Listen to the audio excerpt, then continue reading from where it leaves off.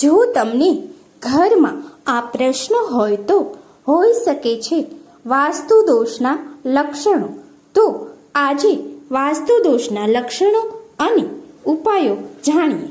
મિત્રો, આ ઉપરાંત આપણે વાસ્તુ દોષના નિવારણ માટે તેના અચૂક ઉપાય આજે જોવાના છે.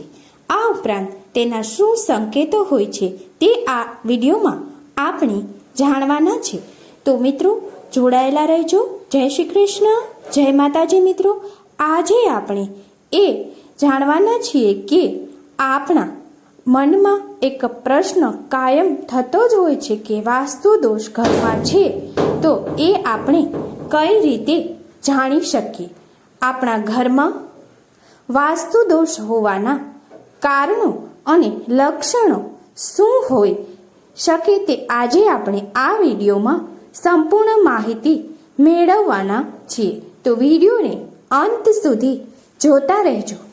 વાસ્તુશાસ્ત્ર અનુસાર ઘરમાં સૌથી મોટું વાસ્તુ દોષનું કારણ હોય છે આર્થિક પરિસ્થિતિ. જો તમારા ઘરની આર્થિક પરિસ્થિતિ સારી નથી રહેતી તો તમારા ઘરમાં વાસ્તુ દોષ હોઈ શકે છે. આવક કરતાં જાવક વધી જતી હોય ત્યારે વાસ્તુ દોષ હોઈ શકે છે. એ લોકો વારંવાર પરિવારમાં બીમાર પડતા હોય તો તે પણ વાસ્તુ દોષનું કારણ હોઈ શકે છે.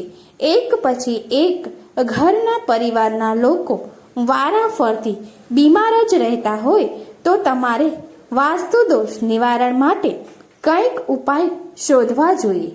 ના ઘરના સભ્યો વચ્ચે સતત ઝઘડા, ઉદાસી અને નિરાશા રહેતી હોય અને કાયમ માટે ઘરમાં ઉદાસીન વાતાવરણ રહેતું હોય તો સમજી લેવું કે વાસ્તુ દોષનું આ લક્ષણ છે.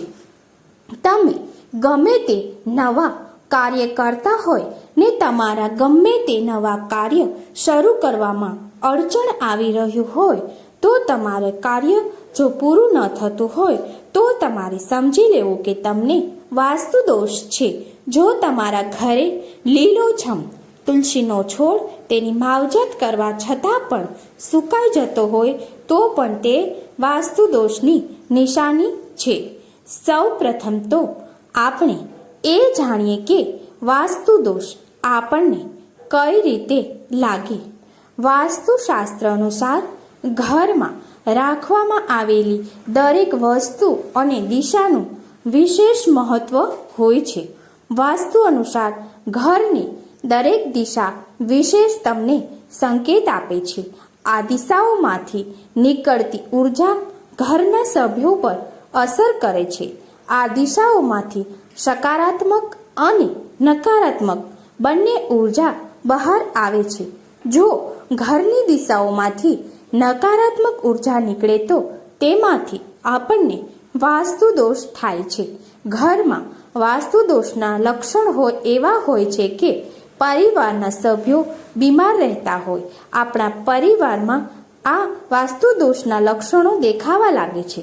તો ચાલો જાણીએ કે ઘરમાં કેવા પ્રકારની સમસ્યાઓ થાય કે તેનાથી છુટકારો આપણે કઈ રીતે મેળવી શકાય છે. જો વાસ્તુ દોષ હોય તો ઘરના લોકોના કામમાં વારંવાર અવરોધ આવે છે અને ઘરના સભ્યોને ભાગ્યનો સાથ મળતો નથી. ઘણી વખત વાસ્તુ દોષને કારણે સમાપ્ત થયેલ કામ પણ બગડી જાય છે. વાસ્તુ અનુસાર જો ઘરની પૂર્વ દિશામાં સ્થાન ઊંચું હોય તો ત્યાં વાસ્તુ દોષ હોય છે. વાસ્તુ દોષના કારણે પરિવારના સભ્યોને આર્થિક સ્થિતિ કથળવા લાગે છે અને આ લોકોને પૈસાની કમીનો સામનો કરવો પડે છે. ઘરમાં વરંડાનો ઢોળાવ પશ્ચિમ તરફ હોય છે જે પરિવારના વડાને અસર કરે છે. તેમને અનેક પ્રકારના રોગોનો ભોગ બનવું પડે છે. પૂર્વ દિશાના વાસ્તુ દોષને દૂર કરવા માટે આ બાજુની દિવાલ પર સૂર્યયંત્ર સ્થાપિત કરવું જોઈએ. જો ઘરની પૂર્વ દિશામાં ખામી હોય તો ઘરના સભ્યોને પેટ સંબંધિત સમસ્યાઓનો સામનો કરવો પડે છે. ઘરની પશ્ચિમ દિશાથી પણ વાસ્તુ દોષ જોવા મળે છે. તો આ પશ્ચિમના ભાગમાં આપણે થોડા ઘણા ફેરફાર કરવા પડે કે જેથી આપણે વાસ્તુ દોષથી મુક્તિ મેળવી શકાય છે. અને પશ્ચિમ દિશામાં જો વાસ્તુ દોષ હોય તો તેની અસર આપણા ઘરના બાળકોને ભોગવવી પડે છે. તેનાથી બાળકોનું વારંવાર ભણતર હોય છે તેમાં વારંવાર અડચણ આવે છે. અને ઘરનો મુખ્ય દરવાજો પશ્ચિમ દિશામાં હોય તો પણ વાસ્તુ દોષ થાય છે. જો આવી રીતે દરવાજો હોય તો આપણા ઘરમાં ધનનો વ્યય થઈ શકે છે. વાસ્તુ દોષને દૂર કરવા માટે વરુણ યંત્રને ઘરની પશ્ચિમ દિવાલ પર લગાવવું જોઈએ. અને પશ્ચિમ દિશામાં અશોક વૃક્ષને લગાવવાથી પણ વાસ્તુ દોષ દૂર થાય છે.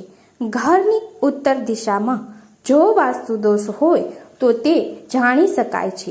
જો ઘરની દિશામાં ઉત્તર દિશામાં પ્લેટફોર્મ બનાવવામાં આવે તો પણ તેની અસર ઘરના સભ્યો પર પડે છે. આ દિશામાં વાસ્તુ દોષથી છુટકારો મેળવવા માટે ઘરના પૂજાનું જે સ્થાન હોય છે ત્યાં બુધ